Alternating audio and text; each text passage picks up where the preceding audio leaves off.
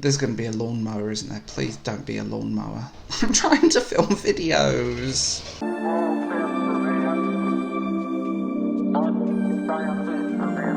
Hello, my name is Will. I host the Bald Book Geek, and this is a tag video. I wasn't going to do any more tags, but I thought this would be a prime one to do. It's called the I'm Still a Booktube Newbie Tag, and it was created by... oh, this is awkward. I know what I'll do. 1 minute. Killer Chronicles by Patrick Rothfuss. Yes, I'm cheesy. So much to... Done it.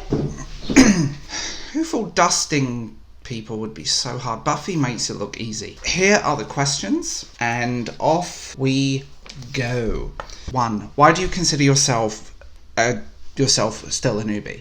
I think you always are. I think if your content has never been quite pigeonholed into anything, it becomes more of a, your content should change with you as you grow, and a lot of people don't do that. They just become YA people forever or romance people forever, and they end up pigeonholing that mess, and their reading doesn't grow and their content doesn't grow with them, which is sad. I think, my content has grown, it's changed, and I talk about more than just books. I don't really consider myself a booktuber because of that. But also, you don't have to be a booktuber to talk about books. That's one thing I do want to add. You don't actually have to be a part of the toxic community to do it. Once you start making content, once you grow, once you evolve, you do change, and your content should grow and go with you. You're always a newbie, you're always evolving. 2. Who are some of the greatest inspirations for you joining BookTube? Honestly, the people I watched that were book people before I joined have all gone. And actually, I'm not really inspired by BookTube anymore. I haven't been for a long time. People that made me want to create content is Lindsay Ellis, Carl Calgary. I'm not going to name the person, but Channel Awesome before all that mess. But, they were the people, video essayers, media people. There are a lot of people that have been doing this for a long time, and they're great, and they make far better content than any booktuber, to be honest. Rich content that doesn't age, that isn't a flash in a pan. And the people that I really did watch that were booktubing either moved away from it completely or just quit. It's always a shame that happened. It really is. 3. What surprised you the most after joining BookTube? How cliquey it was. Literally, it's like high school tables. This person at this table, this person at that table. No one really interacts outside of their circle. From the outside, it looks like this really nice little community, and really it's just equally as... it's not. It's high school cliques. The funny thing is, Steve Donahue's BookTube 2.0, his adult BookTube, is just as bad as the YA BookTube. The only difference being is that it's just they do it in private and the YA people do it all over Twitter. Yeah, that's fun. That's what I learned. It's really not. It's not about... it's cliquey, it's not welcoming, and it will only welcome you if you can give them... bigger content creators will only welcome you if you can give them something, or you can suck up to them, or you lick their ass. And I'm not about that. What lesson have you learned since you joined? Don't trust anyone. You are disposable.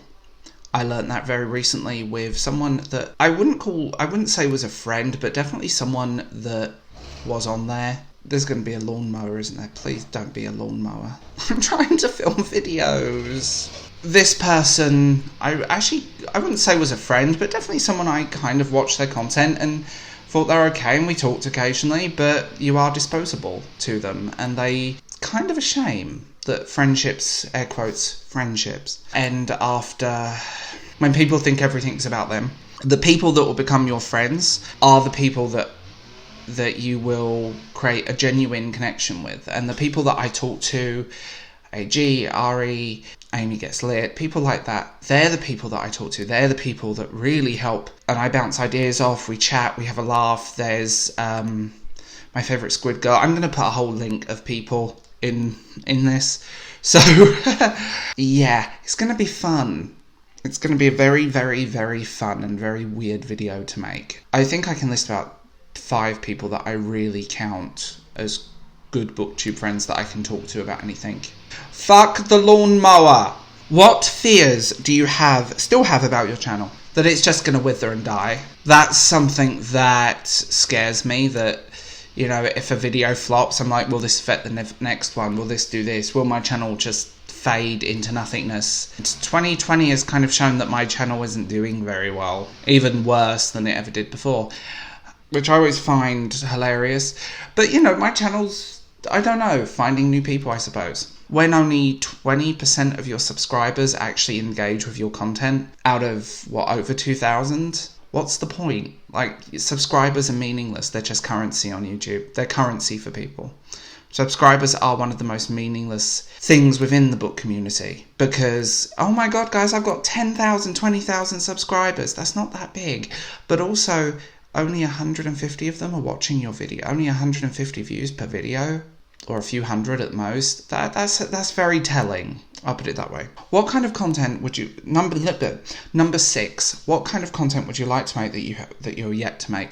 I don't know. I'd like to live stream more, but I'm not very good at live streaming. I get very tongue-tied. I like to have scripts. I like to have notes. They're great fun. I've done a handful, but it just kind of makes me nervous. I'll put it that way. I find it nervous. I can edit this. I can take out my mistakes. Live streams, it's very much on you. Who has been some of the great supporters of your channel? I think I mentioned them earlier. AG, Ari, Amy. You know what? Some of my best supporters are the handful of people that have been here since day one, that have engaged with me since sort of when I first started, and they still come back. They still watch my stuff. Who do I tag? Now, this one's really interesting. I'm basically going to tag everyone I mentioned above, and I'm going to tag you all on Twitter, so I'm going to guilt you into doing it, because I want to have some fun with this, and I feel like we need to take back the tags from the toxic bitches that created them. Fuck you, Rachel.